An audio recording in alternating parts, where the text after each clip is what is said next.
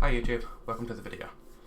In this video I'm going to be going over 8 points in which I think is more so my opinions, my insights on the state of Trials of Osiris, as well as I think things that can affect you, maybe not in terms of Trials directly, but can affect you going into it. And these points are: number 1, the token system; number 2, the incentives and rewards for playing and playing Trials of Osiris; number 3, skill-based matchmaking amongst the rest of Destiny 2 and how that affects Trials of Osiris; number 4, which is a bit of a weird one, it's map difficulty, and I'm going to be using examples like week 2 on Anomaly and week 3 on Widow's Call to emphasise my point there; number 5, which is one that I'd really like to have a discussion with you guys about, whether it's in the comments or below or on my live stream, which is twitch.tv/writing_panda. I'm live usually Friday through Tuesday when Trials is live. And that point is hacking accusations and the term sweat lords, and I'll combine those two both into one point and you'll understand why when I get there. I'll be referring to some other well-known Trials players when I go through them. And number 6 is I'm going to be putting you guys in a sort of like a reverse scenario for people who are finding it hard to get into Trials or have a lot of questions about it, but I'll cover that when I get to it. Number 7 is going to be a short story of how I got into PvP, and more specifically Trials, and what I did and how I went about doing what I did to get to where I am today, as I do Trials carries on my live stream. And number 8 is I'm going to be referring to a very inspirational streamer and a good friend of mine, and that will be about having a determined mindset and knowing that everyone can get flawless no matter what. So I'm going to try and blast through these points fairly quickly because there's quite a few of them and some of them don't need an awful lot of talking about. Number 1, the token system. I think the bottom line for this one is a lot of people agree that tokens aren't great, the token systems aren't great for Destiny, and we do need to get rid of them. A lot of people have given me a point that the token system is something that people can grind out all the way through the weekend and try to get the loot that they want. Now that is very true, and I do agree with that point. However, as soon as this Friday comes about, which is Friday the 10th of April? As soon as this Friday comes about, the final piece of Trials gear will be released into the loot pool. Yes, it may be going flawless, but it is the leg piece. The leg piece for each class will probably be released as the other 4 armor pieces have been released in the previous 4 weeks. As of this weekend, when all the Trials weapons and armor have been released into the loot pool, as soon as people start grinding up, start farming up their tokens, as soon as they've got all the loot that they want, the player base will immediately plummet and remove all people who do not have fun in Trials. As soon as people have got their loot and they don't enjoy Trials anymore, they won't have any reason to play it, and the player base is already short enough. I think Bungie really need to rethink their token system, and I really don't know what the solution would be to this. A lot of people said that we need to go back to the basic bounty system in D1, where you got rewarded a piece of armor, then a weapon, and then flawless gear. And from first thought, I feel like that would be okay, but going into it, if that did come about, I'd probably find some things which I want to improve anyway, and so I don't really know what the solution would be here. But I think we can all agree that the token system does not work in Trials of Osiris. Number 2, incentives and rewards, and oh boy, this is a big one. So, there needs to be a lot more incentives and a lot more rewards for playing Trials. That is just a basic fact, and I think every player can agree with that. But one point which I really need to emphasise is the difference in incentives and rewards for people who can't get flawless to people who can. And again, I'll use Destiny 1 as a really good example. There were armor, there was weapons, there was shaders for people who can't get flawless, and that was fine, and that was things that people could chase as an end game reward, or as a certain amount of wins on a card. But there was also more prestigious armor, more prestigious weapons, and upgraded weapons with an extra perk, which personally I didn't see as a big enough flawless incentive reward, but I went flawless just because I wanted to, not because of the weapons. Other than Doctrine of Passing Adept, I think that we can all agree that was a big one. But there needs to be a lot more rewards for every player. I feel like already almost every player who even can't get flawless has probably got what they wanted. Maybe not the perfect roll on a weapon, but for the most part they've got everything. And for people who go flawless, there needs to be flawless specific rewards. I thought after week 1, when it was just one armor piece that was released, that the armor was flawless specific, and I was happy with that. Like I said, I don't personally need a really big incentive to go flawless, but a lot of people do. I want there to be weapons, armor, shaders, emblems, cosmetics. Like, I know I'm pretty certain the Sparrow might be flawless only, but that's pretty much it. And so there needs to be a lot more incentives and rewards for every type of player. One thing which I really don't like that Bungie did is, I'm not quite sure if a lot of people have noticed, but there isn't a Trials of Osiris hand cannon, there isn't a Trials of Osiris pulse rifle, and there isn't a Trials of Osiris grenade launcher. And for anyone who's been paying attention to Eververse recently, it's because these 3 weapons were released as ornaments for weapons and not as weapons in the loot pool themselves. The Trials of Osiris hand cannon is actually a Trials of Osiris ornament for the Ace of Spades. The pulse rifle is an ornament for Outbreak Perfected, and the grenade launcher is an ornament for the Colony. And personally, I think that was actually kind of lazy on Bungie's part. If they wanted to release trial-specific ornaments for certain weapons, then that's fine. But I don't think that taking those actual weapon types away from the Trials loot pool was the best way to go about it. But that's neither here nor there, and I don't think that we're going to be able to change that. Number 3. Skill-based matchmaking amongst the rest of Destiny 2 and how that affects Trials of Osiris. Now, skill-based matchmaking is a factor in every other playlist other than Trials of Osiris and Cosmic Mix, and even that one's quite debatable. A lot of people are convinced that there is skill-based matchmaking in Cosmic Mix 6v6. I personally sometimes have extremely easy lobbies in 6v6, sometimes quite hard, but that's essentially what connection-based matchmaking is. I can get ranked up with anybody. But I don't know, I don't work at Bungie. It says connection-based matchmaking is preferred, and so I can't confirm that, but the point still stands. There is a thing in Destiny 2 called skill creeping, and for anyone who knows what skill creeping is, you'll know exactly where I'm about to go with this. I'm going to start right at the bottom tier player base, the people who have the lowest skill-based matchmaking in the game. If they play any other playlist other than potentially Cosmic Mix or Trials, whether it's comp, whether it's a specific control specific players, whether it's Supremacy, whether it's Rumble, they have skill-based matchmaking in their lobbies. They will always be versing people round about their skill level, and so in their lower tier player bases, they will probably be performing better than they usually would when they're not in skill-based matchmaking. Hence, when they go into Trials, they have a bit of a rude awakening when they realise they're not actually as good as they think they are, or as good as they think they've been performing. And so, for that bottom tier player base, all they're doing in Trials of Osiris is getting overrun by the rest of the player base, who are above their skill-based matchmaking. And so, unless the incentives and rewards give them a reason to carry on playing, they're going to leave, because they don't like getting pummeled over and over again in Trials. Now, what happens when those people leave is the next skill tier above, and I know it doesn't work chunk by chunk by chunk, but it's still a factor. The next tier above those people are now the lowest tier player base in Trials of Osiris.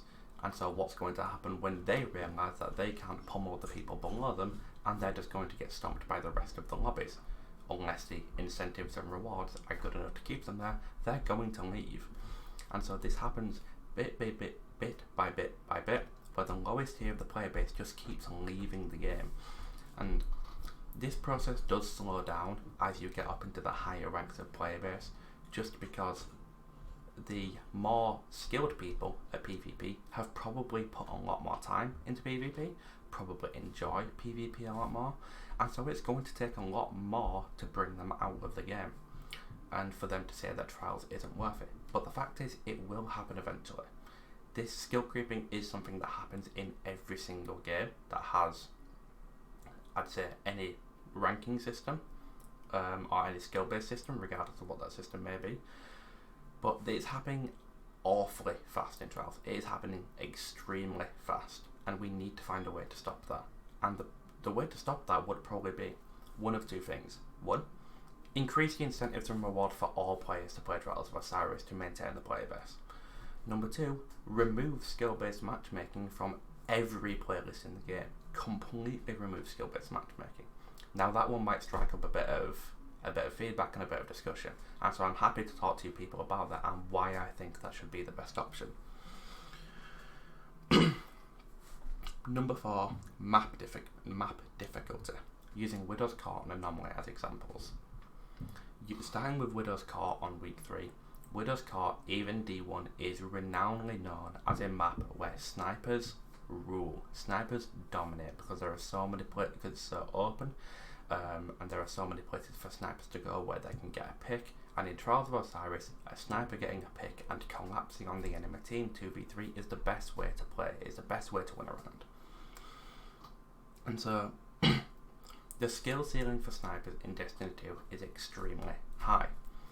Good players who are really good with snipers are overruling everybody in that game on Widow's Court.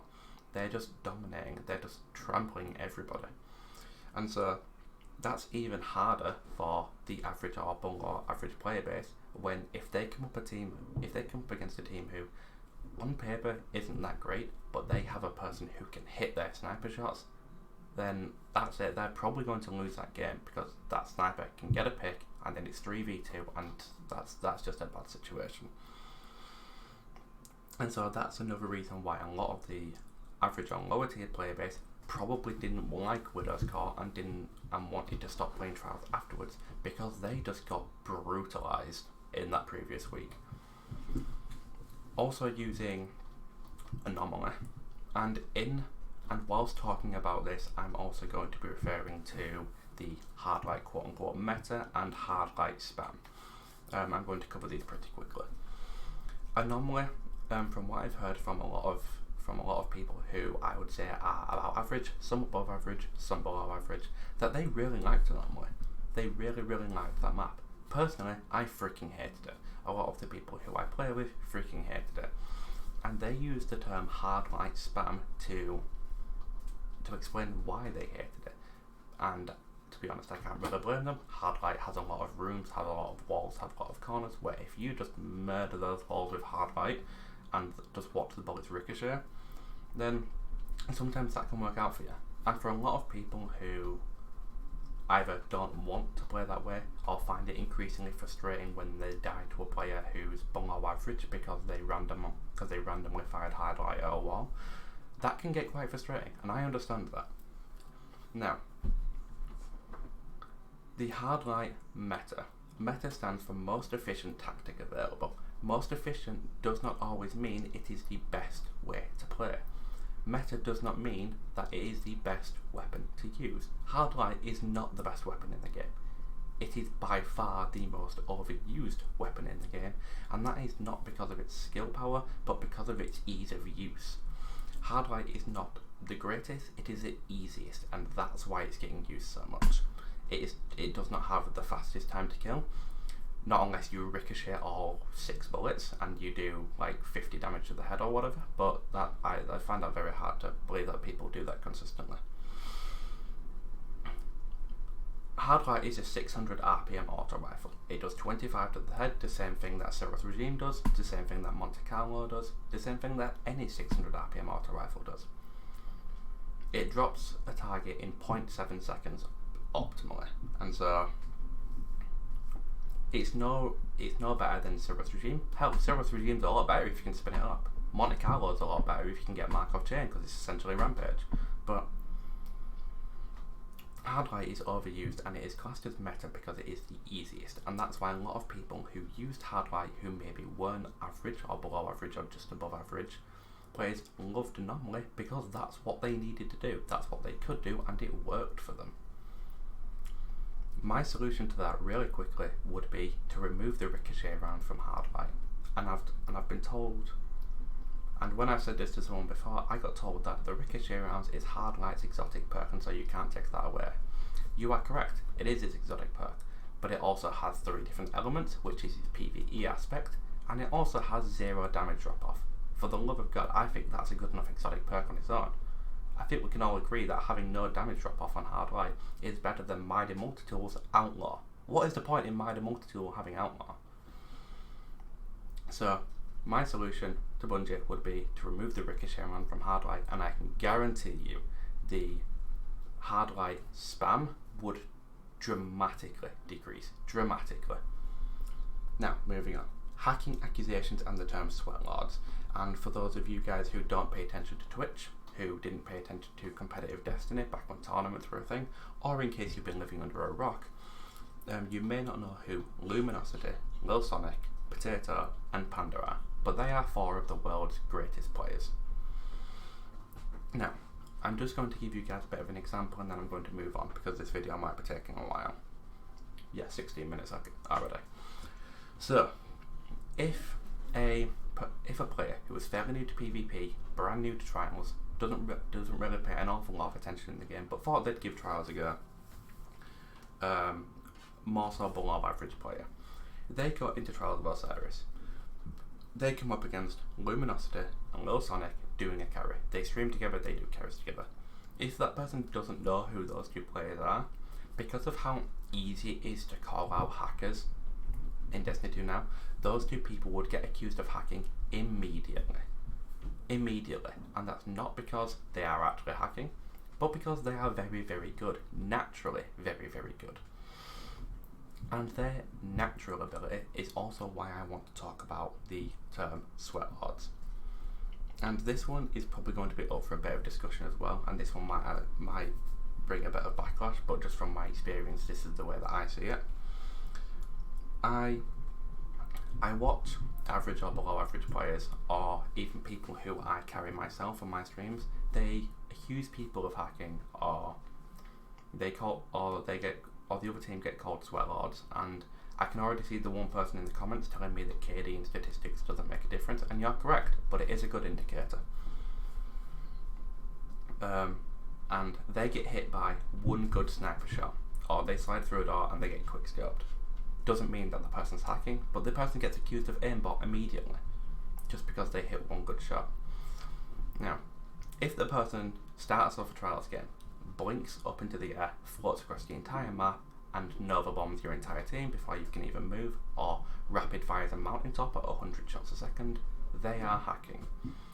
If you keep killing a person but they keep on respawning and have an infinite amount of lives, they are hacking. If you get hit by one good sniper shot, or you get hit by a grenade as you happen to walk around a corner and you're accusing the person of having wall hacks, they are not hacking. People can just get lucky sometimes, and aimbot and wall hacks can be hard to identify. I understand that, but how is anyone, especially Bungie, supposed to take our hacking reports and accusations seriously if we accuse every person of hacking when they hit one good sniper shot? We need to be really careful about who we actually accuse, who we actually report, otherwise there literally won't be anything that they can do. What are they supposed to do? They can't ban everybody, and they can't ban people for hitting one good sniper shot, so please, as a warning to everyone, be careful who you actually accuse, be careful who you actually report. If we want Bungie to do anything about them, we need to be sure that the people who we are accusing of hacking are actually hacking. And the same thing goes for when a lot of people get called sweat lords. And because if a lower skilled player or a lower skilled team go into Trials and they get absolutely rolled by just an average team, just because the difference in skill level there is quite significant, even the average team are going to probably get deemed quote unquote sweat lords or sweats. And it's one thing that it's not necessarily a problem, but it just becomes quite frustrating to see when the terms sweats and sweat lords aren't used to describe really good people, aren't used to describe people who are trying their asses off to win, but it is mainly just used to describe people who are simply better than them, and people just can't handle that. That's just from what I've seen. I know that can get quite frustrating, but it's also quite frustrating for me to see and hear when I hear it from a lot of people. Now, point number 6, which is a reverse scenario, and this one's going to be quite quick, but it's just something that I want you guys to think about, and if you want to talk to me about it in my stream, I would love to have a conversation about this, because it's not something that I've really heard many people say. And I'm going to be using myself as an example and talking about the Garden of Salvation raid. This doesn't actually apply to me, but it could apply to some people. If I looked at the badge for the Garden of Salvation raid, where it shows you need to collect all of the weapons, all of the armor, and divinity, which is quote unquote secret unknown, unless you haven't got it. So, if I look at that badge and I say, I want to have all of the armor, I want to have all of those weapons, and I want to get divinity, but I don't know how to do any of the engagements, and whenever I have tried, we fail in the first engagement, we keep getting wiped, we don't know what we're doing. If I go to a prestigious raider and I ask them what I should do, I can almost guarantee that I would get told one of two things, probably the second one. Number one, I could LFG a group of 5 people who know how to do the raid, and I could get my ass carried there. Or number 2, I need to practice with my team, learn how to beat the engagements, learn how to do each encounter, in short terms, get better at the raid in order to complete it, in order to complete all of the challenges so I can get loot more efficiently, and learn how to do the quests so I can get divinity. But, and this is where the problem arises, I know this doesn't apply to everyone, and I'm not meaning this in a generalisation. I have not meant any of these points in a generalisation. This is just from my experience and what I've seen the majority of people do and say. But if someone comes into my stream, or if someone goes into any stream, or just from what the YouTubers and streamers have been saying when they make videos about it, if someone came into a stream of ours and said that they're not great at PvP, they don't know what to do, they don't know how to win a game of Trials, but they want to get all of the gear and all of the armor, what should they do? If we said to you guys, or if someone like me said to a person like that in my stream, that you should just practice and get better, we'd get a lot of backlash for that. We would get a lot of backlash saying it's not that easy, saying that they don't want to do it, saying that it should be easier, and saying that Trials of Osiris is shit, a waste of time, and they would leave the game. And from what I've seen happen on YouTube comments or in other people's streams, that's the reaction that people get. And I can't help but feel like the big YouTubers and the big streamers, when they make videos, are pulling their hair out trying not to say that. They are avoiding telling you to simply practice to improve at the game. And the reason why I want to bring this up as a point is, despite all of the hackers, despite all of the quote-unquote sweat lords which are overrunning Trials, it's not impossible for a lot of people to go flawless. It's not impossible. The vibe and the message that I get from a lot of people is they don't want to do any of these things that I've mentioned, because even if they do, they still won't go flawless. I guarantee you that you can.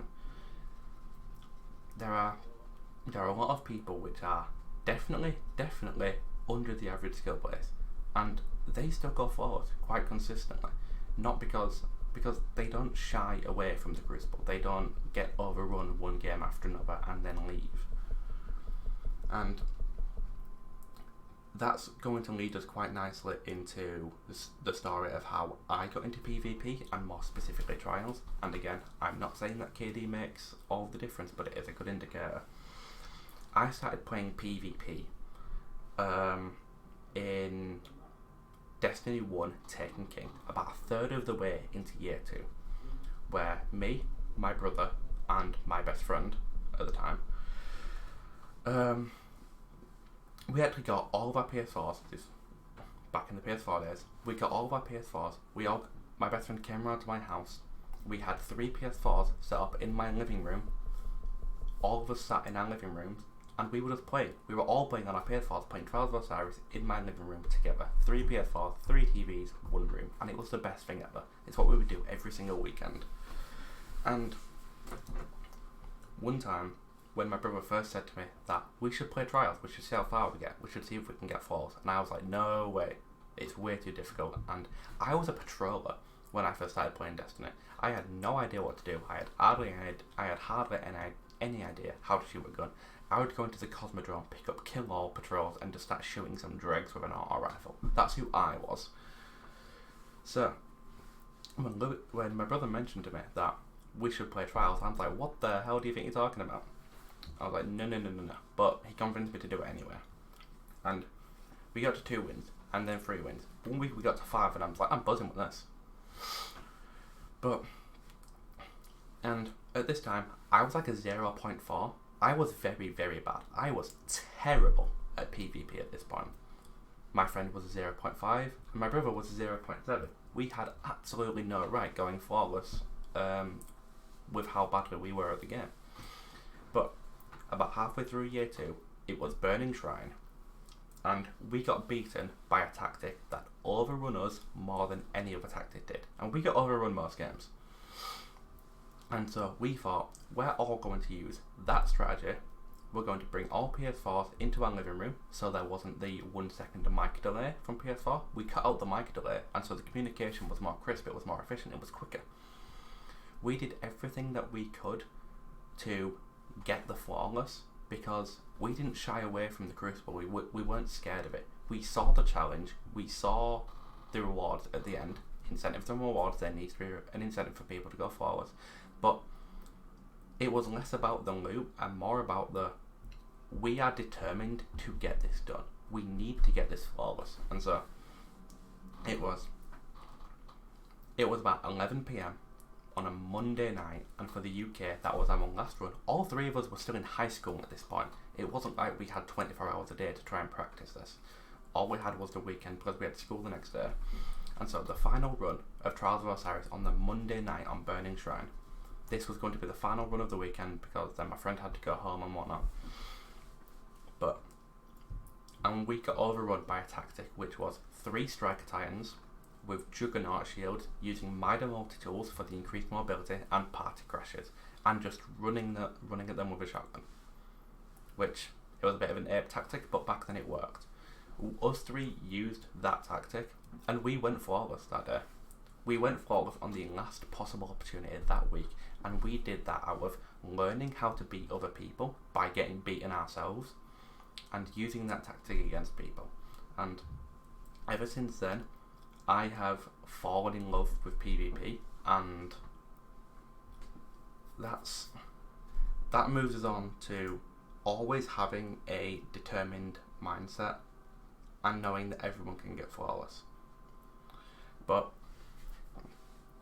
one thing over to mention, 12 months after I ended up getting that first flawless, 12 months after I was a 0.4 and learning how to adjust to beat people who were better than me. 12 months after that in year 3, I'm doing trials carries.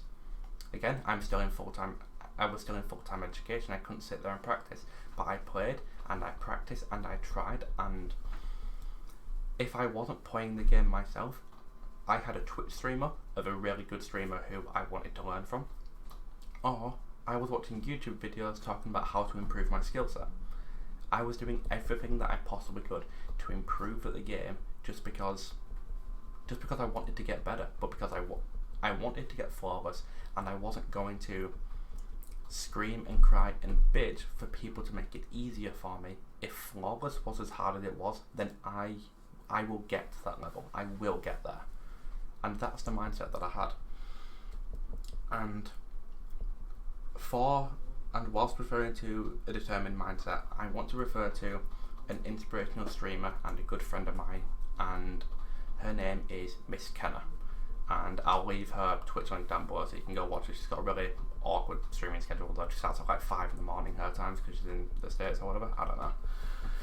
But she has an even more determined and committed mindset to improving at the game than I did.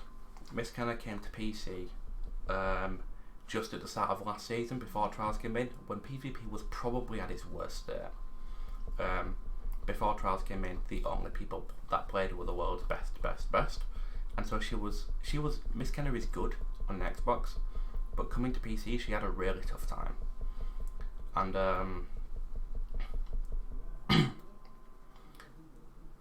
I had to send her a message on Discord, which sort of like enlightened her to say that she's coming to PC at a really tough time, but she's got one of the most inspirational, determined and committed mindsets to keep playing this game because she wants to improve, because she's not backing down, she's not giving up, because she knows that she can get there and she knows that she will get there.